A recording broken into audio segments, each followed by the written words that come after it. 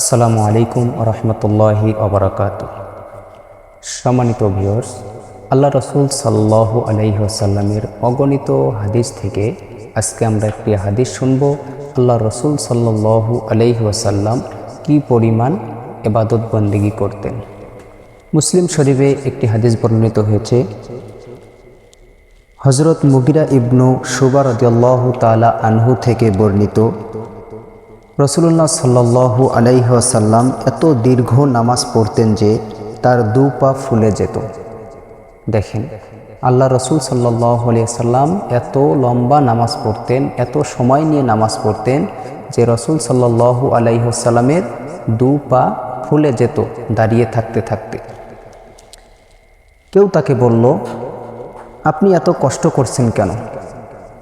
একজন বলল, আপনি এত কষ্ট করছেন কেন?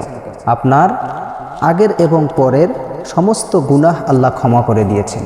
এর মানে আল্লাহ রসুল সাল্লাল্লাহু আলাইহি ওয়াসাল্লাম এত কষ্ট করে করে নামাজ পড়তেছেন, এটা দেখে একজন তাকে বলল, আপনি এত কষ্ট করে করে ইবাদত বন্দেগী করছেন কেন?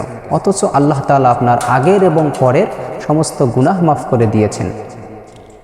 তখন আল্লাহ রসুল সাল্লাল্লাহু আলাইহি ওয়াসাল্লাম কি উত্তরটি দেয়, এটা আমাদের সকলেরই খুব চিন্তা করা দরকার।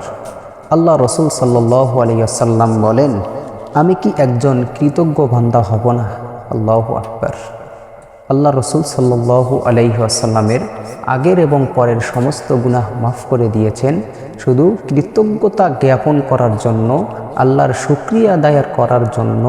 আল্লাহর যে এত নিয়ামত দিয়েছে, এই নিয়ামতের শুকরিয়া আদায় করার জন্য তিনি এত লম্বা করে নামাজ পড়েন।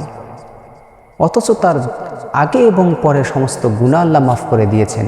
কিন্তু আল্লাহ রব্বুল আলামিন আমাদের আগের এবং পরের তো কোনো গুনাহই মাফ করেন নাই।